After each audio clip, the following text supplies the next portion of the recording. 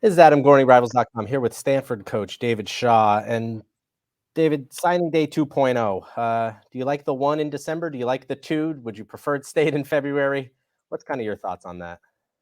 With all the craziness in college football right now, I think I'm fine with this. This at least makes sense to me. Those that want to sign early, those that know where they want to go. We've got so many early recruiting activities, official visits in the spring. So it makes sense to have a signing date that's early in December, especially for us. I don't think it should be before the season. I like where it is. We need that extra semester of grades.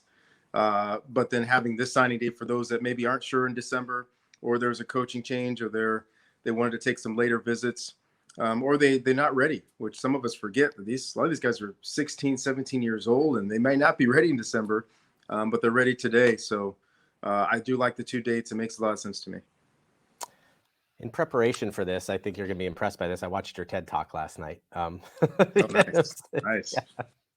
Yeah.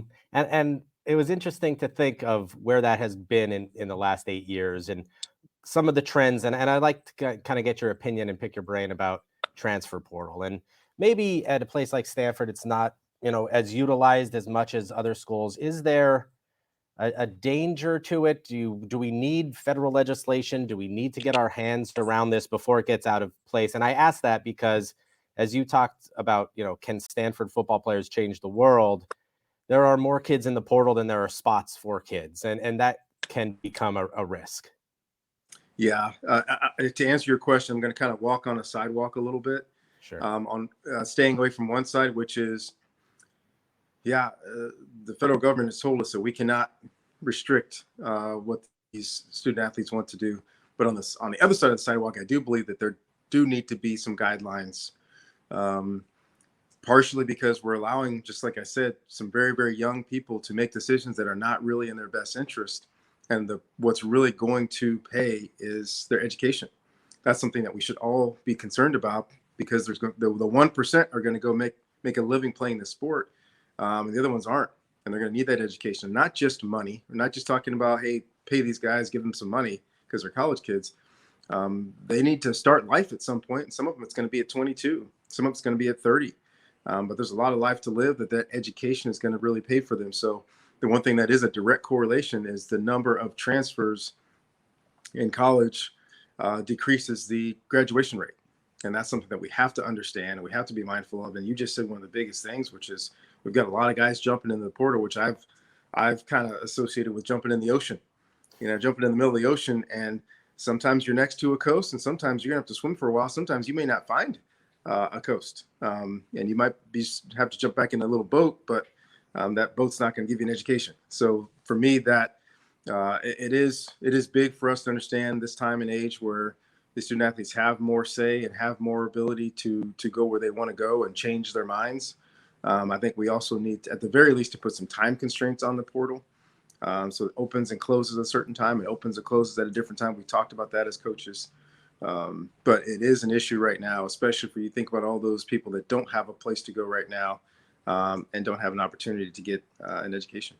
Something else, and that dovetails into an NIL discussion, and you've made comments about it, but how much do you recruit to NIL and the possibilities that are there? And I ask that because Google is down the road, and a Stanford degree, you can go work at Facebook down the road, or now called Meta, or you can go talk to Condoleezza Rice, in an office there. Do kids even ask about it, or is it really let's get this degree, let's play football and compete for Pac-12 championships, and then I'm going to go make a lot more money than I would in NIL? So I'm not going to walk on the sidewalk in answering this question.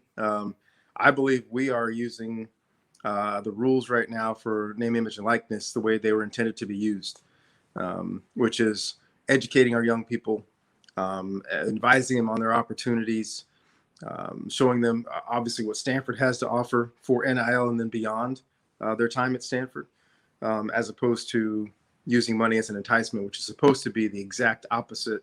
And it's actually in the legislation that money is not supposed to be used as an enticement. And that's exactly what's happening now. So I'm really curious to see how this road goes. But as far as the way Stanford operates, the Stanford degree is worth more than most of these NIL deals combined. and the experience and the opportunity that affords you on our campus and on other campuses as well, really should be used as the reason to go to a place. So I think it's skewed right now, and hopefully a lot of these things will be self-corrected as some of these young people will take these handouts and take this money and then change schools anyway. So I think the wise way to do this, honestly, I believe is the way that we're doing it. Less serious topics now. David Bailey, what kind of player is he? He's a phenomenal athlete, edge rusher, linebacker, and a great kid. What did you see from him that you said, this has to be one of our top targets? Well, it's a young man who's very, very serious. It's not all over social media doing all kinds of other things. This kid does a great job academically, high character, got to know his family, great family. On the field, this guy's a game changer. Gets after the quarterback. He can operate in space, covers linebackers, tight ends. Covers running backs and tight ends with ease. But the bottom line is this guy's got some athletic ability, got those things that you just can't coach. His ability to dip and rip on the edge, bend the corner, as we say, and hit the quarterback, as good as anybody coming out of high school this year. Last thing, offensive line, kind of restructuring it, getting more depth in there. Some guys are at 300 pounds plus, some guys are a little lighter. What's your philosophy on how you want to bring guys in? Do you mind that they're topped off on weight, or would you prefer them to be a little lighter and then you can build them up? Or doesn't it really matter? If they can play, they can play? Yeah, some combination of that. You'll see some guys that are more physically mature. Some guys you look and say, man, he's got a great frame. He's going to put the weight on. As long as they have the skill set, right? I'm looking for athleticism, length, some grit and some fight. Those physical attributes combined with what we see on film.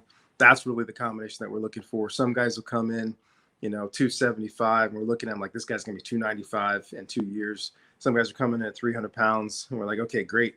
He's physically mature. Now let's make sure that we're redistributing some of those, because all these guys, when they come out of high school, they all need to get stronger anyway. But I think that the big thing is their frame and then what we see athletic-wise on the film. Excellent. That is Stanford coach David Shaw here with Adam Gorney for Rivals.com.